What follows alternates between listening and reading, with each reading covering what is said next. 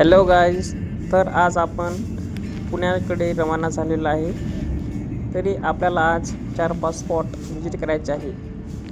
तरी सकाळी 6 वाजता उठून आपण पुण्याच्या दिशेने निघालो आहे. आपण नगरहून पुण्याला जातो आहे.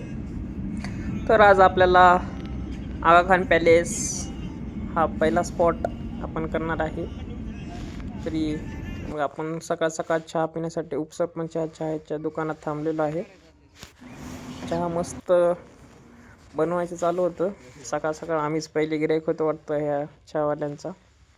मग तर चहा पिऊन आम्ही पुण्याच्या जवळ आलो आहे. आता पुण्यामध्ये एंट्री होताच पुण्यातलं पूर्ण व्ह्यू दिसत होता. तरी आम्हाला भूक लागली होती. म्हणलो चला आता थोडं नाश्ता करून घेऊ.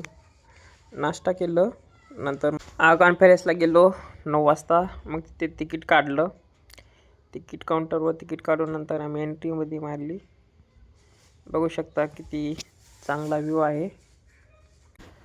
आगा खान पॅलेसची गेट ओपनिंग होते 9 वाजता. तर आम्ही 9 वाजता तिथं पोहोचलो. सकाळ गर्दी खूप कमी असते, म्हणून आपल्याला पूर्णतः आगा खान पॅलेस बघता येऊ शकते. बघता फोटो वगैरे शूट केला. मग आम्ही स्टार्टिंगलाच बॅक साईडला आलो. पहिले बॅक साईडचा व्ह्यू बघून घेऊ म्हणलो. बॅक साईड बघू शकता किती चांगल्या प्रकारे व्ह्यू आहे.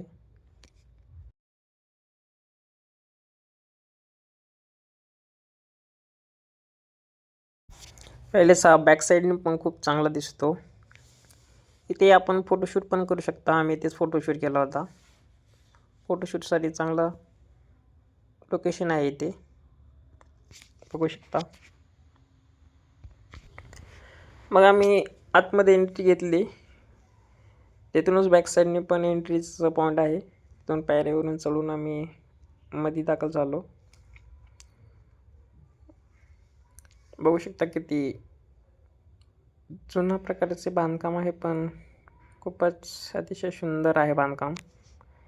तिथे एक ग्रंथालय होता, पण आम्हाला काही इंटरेस्ट नव्हता वाचण्यात, म्हणून आम्ही पुढं आलो. ते आपले परमपूज्य गांधीजीचं खूप चांगल्या प्रकारे मूर्ती होती, ते बघितले आम्ही. नंतर पुढे गेलो तर परमपूज्य बापूजींचे काही वस्तूंचे संग्रहालय होता, जे बापूजींनी वापरलेल्या होत्या. नंतर पुढं आम्हाला एक खूप छान मूर्ती दिसली. नंतर आम्ही बाहेर आलो. बघू शकता खूप छान सुंदर व्ह्यू आहे. फ्रंट साईडलाच हा गार्डन पण आहे, जिथून खूप चांगले फोटोशूटसाठी लोकेशन आहे. इथे खारुताई पण दिसली आम्हाला. मग इथे काही वेळ फोटोशूट करून आम्ही इथे थोडा वेळ इकडे तिकडे हिंडलो. चला मग आता पुढच्या स्पॉटला निघण्याची वेळ झाली आहे. असेच पूर्ण स्पॉट बघण्यासाठी चॅनलला सबस्क्राईब करा. आपल्याला आता पुढचा स्पॉट कव्हर करायचा आहे शनिवारवाडा. त्याचं ब्लॉग लवकरच येईल. धन्यवाद.